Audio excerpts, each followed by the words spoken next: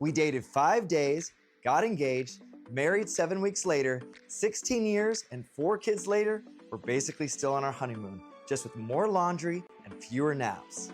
Welcome to the Marriage Made in Heaven, where love is real, grace is necessary, and your spouse definitely heard you. They're just ignoring you. Every week, we serve up biblical truth, awkward confessions, and the kind of marriage advice that probably breaks some rules. So whether you're single, married, or Googling how to survive your spouse, you're in the right place. Buckle up and let's get this party started. Hello, everybody, and welcome to episode 13 of the Marriage Made in Heaven podcast. So glad you're here, joining with us, listening with us, tuning in. Walking with us. Walking with us. Yes, if you haven't noticed, we're on a walk, we're on a journey, and we're hoping you join us too. And maybe you'll even start walking while you're listening to us. But today we want to talk about supporting each other in our careers with littles. As in the little babies. As in the little people. This is one of the requests. Like, send us requests, guys. Seriously, please. But we got a couple of requests. One was hilarious. She's like, can you please do a podcast on you being so joyful and happy and having a successful business with 4 littles, especially when it's summer? So I know we won't produce this probably till it's, like not summer. But anyway, nonetheless, any time of the year, how have we been able to build successful businesses and support each other with little children? So we're gonna backtrack a little bit. In last episode we told you we lost that multi-million-dollar business that I grew for 12 years. Well, that multi-million-dollar business I started because of our firstborn baby, Anna. She was a 1-pound miracle baby, spent 105 days in the NICU. I was a pediatric ICU nurse at the hospital where she was, and at her 6-month mark, she had to go in for open heart surgery. And at that point, I decided to I became a pediatric professor because we still had another year. But then we moved up to Santa Cruz for Joshua's PhD, and I decided to be a stay-at-home mommy. Did we have finances to do that? No, sir, we did not. We had school loans that we were pulling on just to survive. And lots of ramen those days, lots of rice and beans, lots of just being on a serious low-budge lifestyle. And friends, you can do it, okay? You're not gonna die. If you don't, you're fine, and you know how to build. But I knew that there was so much more. And so that's when I started my first business. I had a 1-pound miracle baby, now 2 years old. She had 6 specialty doctors, 5 therapists, and Joshua was in a grueling, and when I say grueling, any of you PhD people out there, or PhD wives, getting your doctorate is next level hard. And so Joshua was in it to win it, and we were in a place where we didn't have any support, right? We didn't have friends, family, anything. We moved to a place we had absolute no one. But Joshua and I realized that was just gonna be a hard season. And maybe some of you guys right now are like, this is our hard season, but you know what? That's okay. We can do hard things.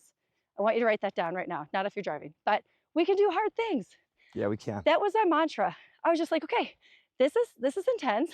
We can do hard things. And funny enough, for all you like D1 athletes out there, I would just be like, okay, this isn't as bad as like preseason when I was undertrained. This isn't as bad as, you put something else there and you're like, okay, I got this.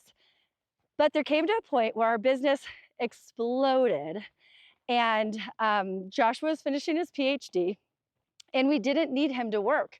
We were financially really blessed. And so at that time, the business was going so well, and that Joshua was able to stay home with the kids, because to be honest, he missed out on a lot of the firsts for our babies. And we decided it's not going to be that anymore. So bring them up to speed, babe, of that transition. So let me paint a picture better.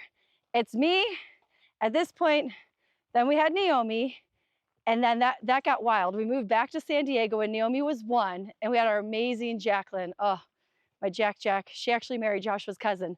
She helped me through the final 2 ridiculously hard years of you commuting San Diego, Santa Cruz, doing your thesis, defending.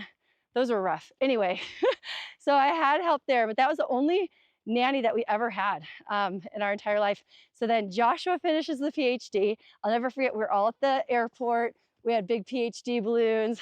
I have the 3 littles all lined up. Yeah, and so we went into this saying, okay, we're gonna do this 50-50, we're where 50% of the time you can run your business, 50% of the time I can.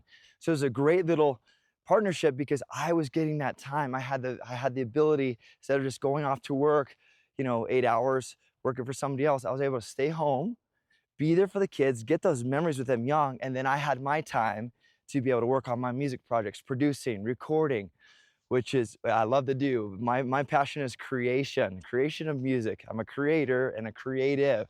And so it was I look at those times as such a blessing to have that opportunity to be there, to have these memories with my kids, especially the two youngest, the boys, because like Ali said earlier, I missed a lot of moments with the girls just because I was gone all the time. And so that's where it started. So she had her business that was doing well. We established her time. We got a calendar. One of the things for supporting each other with littles is how can you have this schedule where you're both getting to do what you need to do with your business to make sure it's moving forward, but not just like one person. Like one person's getting to pursue everything that they want to do, and the other spouse is just like left on the back burner. You got to find that because you both in your marriage you have passions and things you want to do. And so having a schedule, that was huge for us. Yes. And one of the biggest things about schedule, because some people are just like not schedule people, and I would be one of those, it's more having your like non-negotiables, not working hours, right? Yeah. So people were like, okay, when you absolutely not working? I'm like, oh, I'm absolutely not working from 3 p.m. till 8 p.m., right? I knew when Joshua needed to get his stuff done, and those were absolutely non-negotiable hours. I couldn't do it because the problem is when you take a call in those non-negotiable hours, that's when the fights happen. That's when the stress, that's when the fireworks go off because it's like, are you kidding me? I'm trying to do this. You're like, no, I just have to take this call, blah, blah, blah. You have to have a strong calendar to be prepared. And if someone calls you, hair on fire call, I got such great advice from a pastor. It said, in 24 hours, they might even forget why they called you. And I was an ICU nurse, so it was hair on fire for everything. Everything to me seemed a 10 out of 10. But I quickly realized, no, my marriage is going to be a 10 out of 10 if I do take this call, or if I do go to another speaking engagement, or I have another event where it wasn't on the calendar, and that would just stress Joshua out and the kids out. And Joshua is a calendar man. He loves schedules. He does not like last minute things. He does not like change, anything. I love last minute. I love change. I'm like, oh, let's just go do this now. He's like, are you serious? No, I already packed for this, Like that is very difficult. So know your spouse in that area. If they are not like very fluid, as I like to be, they're more scheduled. Joshua's firstborn, I'm third out of four. Our birth order, I think, plays a role in it a little bit, with his awesome leadership and just his like how responsible he is for things. Whereas I feel like middle children, sometimes we can fly by the seat of our pants. Yeah, you can. A lot. But yeah, having a really solid schedule and sticking to it, you guys. I can tell you, our fights, our downfall would be when I did not stick to schedule. Well, because here we are, two very driven people. We know the tasks we want to accomplish. We got things to do, and so finding that balance, I mean, that was a source of a lot of struggle too. Is like having that balance. I mean, again, I'm sure several of you couples can relate. You've got strong people that have things that they want to do. We all have purpose and passion, and so you are in this togetherness. You've got to come up with a plan so you both are getting to fulfill the assignments in your life, your destiny, the things that really bring you joy, that you love to do. Ali said before, she loves to work. She could work 18 hours. And it's like, if she's gonna be working 18 hours a day, that would not allow me to, especially during this time where it was that trade-off of okay, I'm taking care of the kids during this time on this day so that you can work, and then you're taking care of the kids on this day so I can work. And so finding that balance, you wanna find that balance and make sure you are truly supporting each other. So have those conversations. And that's what's great too we talk about when we go on these weekly date nights, just sharing dreams and goals and things that you want to do. Instead of them just having be a pipe dream, how can you start to implement and support each other, especially during this time with littles? Because we all know it's a hard season, but it's a season that you really want to value because you don't get it back. That's one of the things I see. Like I realized I had enough wisdom to realize, people say, oh, it goes fast every time they see your kid. I really grabbed a hold of that. Like this time, although a little trying, changing diapers, the crying, the whining, just all the needs, right, parents? Yep. That it's just such a short time, and you can keep that positive attitude, taking the pictures, making the memories for your kids that will last a lifetime. Yeah, and it was untraditional how we did it. But when I met Joshua, he was 23 years old, and he was actually babysitting for 5 of his cousins. Yes, I said 5 cousins. And it was actually, or no, sorry, my 28th birthday. You were 22. You came to my birthday party with the 5 cousins. They baked 2 cakes. Your water heater went out, so you like filled up the bathtub with like hot water, like threw them all in. I'm like, who is this guy? Like, who is this guy that babysits his cousins, Oh, 5 of man. them? Well, can we just go here for a minute, Yes, though, please. guys? Like, to be perfectly honest, I did not really want to be the stay-at-home dad, like having this time where I was dedicated to taking care of the kids. Is that really what I wanted to do? No, I would probably rather just spend the whole time working my projects. But I knew that's what I needed for our marriage, the direction we were going. That was going to be the thing that I needed to take up to help support my wife. And again, looking at life through the correct lens, through the positive things, and getting to enjoy, like, hey, yeah, I have all these things I want to do, all these things that I want to accomplish. But you know what? I've got these little souls right here in front of me that I can make memories with, that I can know I did everything I could to spend time with them, to be there for them, and cultivate that relationship and know that they are worth my everything. Yeah, and girls, it was communication, right? Joshua and I talked about this before we got married. What would this look like? It wasn't like last minute where it was like, oh, wait, now we're going to do this 50-50 thing. No, we talked about it. And he's like, wow, yeah, that would be awesome to be able to be there for my kids. But that wasn't our reality at first, right? So we kind of, again, there's different seasons, right? There were seasons Yep. where he was gone all day, every day, and his brain was so taxed on his responsibilities. And then it changed. There was a season where then he did get to see the first, especially for his sons, because he missed out so much on his daughters. We have 2 girls first and then 2 boys. But so yeah, number one, you guys, the calendar. Own the calendar, own your time. Own your calendar, own your life. Yeah, and be respectful of each other. Don't just like take it for granted, like, oh, it's cool. He's just working on a song. I can jump on a call, right? Like, don't do that stuff. It'll cause too much stress. A song? Yeah. I'm creating art here, don't you know? Right? And I'm not a creative, y'all. Like, I can build businesses and I can take care of dying children, but like writing a song, playing, chords and all this stuff, like, we have very different brains and assets. So honor that in your husband, and don't just think it's just that. And number 2, in supporting your spouse, have realistic expectations. Yes. Guys, So I important. bombed this with having littles and an uber successful business, traveling all over the world. It was very stressful, right? And I thought I could do it all, and I was doing it all, but at the expense of like my tone or my attitude towards my husband or to my own kids. And I mean, it's very hard. And I have a lot of compassion for all of you moms that are very successful, and you're trying to be the best mom there is and be the best wife there is. It's a lot of hats and a lot of roles. And I just want to speak to that a moment, because if you have unrealistic expectations, what am I talking about? You're asked to speak on a stage of 300,000 people, and you have to do all the prep work for it, but you're nursing and you have a colicky baby and your husband doesn't really know what to do with it, and you're stressed, which makes the baby stressed, which makes your husband stressed. And it's all, I mean, it kind of goes back to the Whole AAR mess of framework. stress. Lots of stress. Goes back to your attitude, your actions, results. I wish, and of course, this podcast is to help you guys with things that I didn't do well. I wish I would have just said, you know what? Thank you for the honor to train, to teach, to do all these things, but this isn't the right season. Instead of just being, yes, ma'am. That's Yes. so good, knowing what to say yes to, Yes. and versus what to say no to. Josh, you were like 1,000. I mean, Josh, they call him Jesus. Like my business partners called him Jesus. Why? He would show up with a smile, always happy, even if he had barf all over himself or a kid wailing. Like, we were that family, because that was one thing to me. If I'm going to do this business, I'm going to take my family. So we did take our family all over the world with us. I did have them at presentations. I'd bring my mom. I brought Joshua.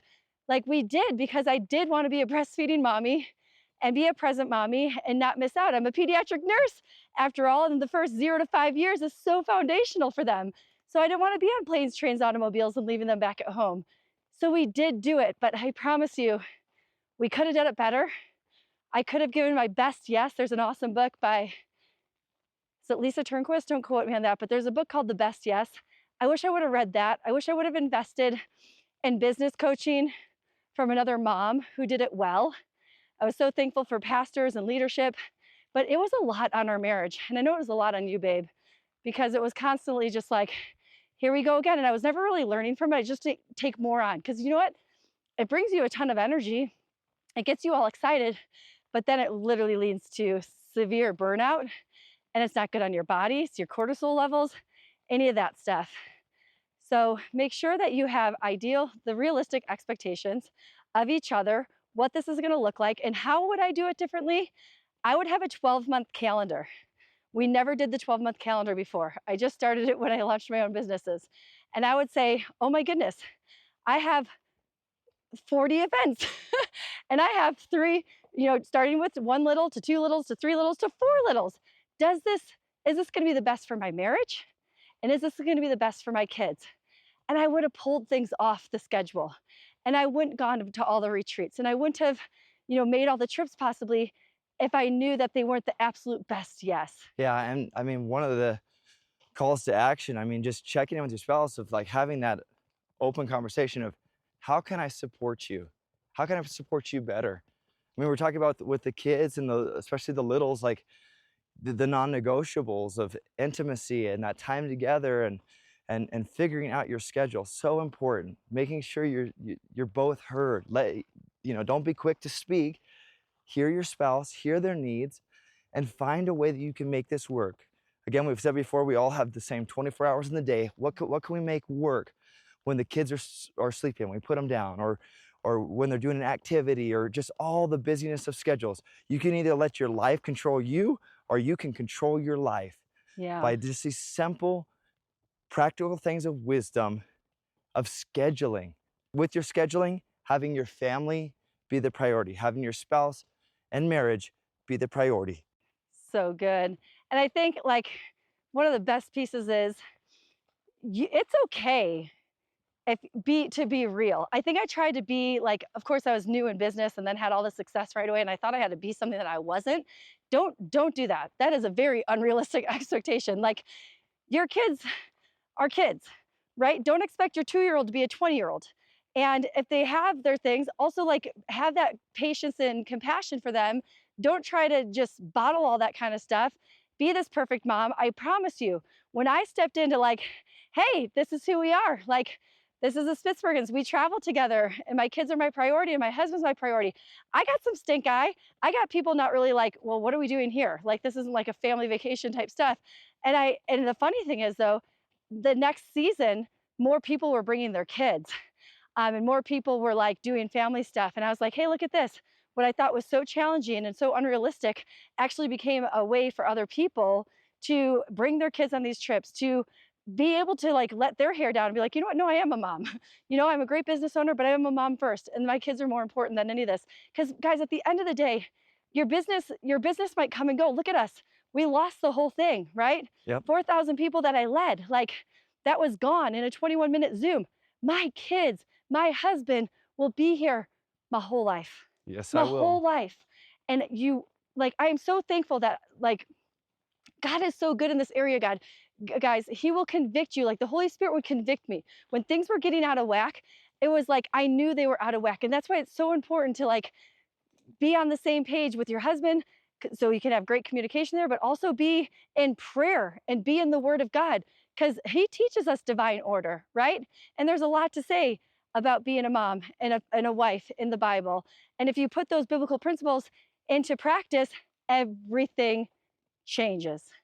Everything absolutely changed for me, so much so that I birthed a business for His Glory, CEO, teaching women, 6+ figure women, business based on biblical principles. Why? Because I did it. I hit, the burnout. I hit someone even told me, let's just go there for a moment. I think I might have shared this. I would already be divorced. Yeah, you if I shared didn't that. marry Jesus. Yeah, right? But when I changed it and when I grabbed a hold of God's word and I grabbed a hold of realistic expectations, what it truly looked like to be an amazing wife, an incredible mom, very present, I experienced more peace than I've ever experienced my whole life, more joy than I've ever experienced my whole life, greater relationships with you, with the kids, with my own family. I promise you guys. So if you are in that like hardcore unrealistic expectation stages, take a sit down, write out everything you're doing right now in your business, in your life, and then write down in the other column what you don't want to be doing. What in that list does not bring you joy anymore? What is an unrealistic expectation? Put that on the second list and see if it still needs to be done, how you can delegate it out and make the right things in first position a priority, and bring your best energy into your marriage and into your kids, and have the realistic expectation, if I'm doing all this on a 12-month calendar, will I still be able to be my best for my spouse and for my kids? And if the answer is no, pull some things off and give it your best yes. I'm constantly reminding my kids that if we do things God's way, we'll be blessed. And so who doesn't want their marriage to be blessed? And that's by doing things God's way. We pray that this blesses you and that you will have a marriage made in heaven. We love you all. All right, that's it for this week. If you laughed, cried, or silently judged us, Please hit that like button, subscribe so you don't miss another episode, and share it with someone who might need that same reminder. You're not alone, and your marriage is worth fighting for. we're cheering you on, praying for your journey, and grateful to be walking this out together. See you next week, where we'll keep it real, keep it biblical, and probably overshare again.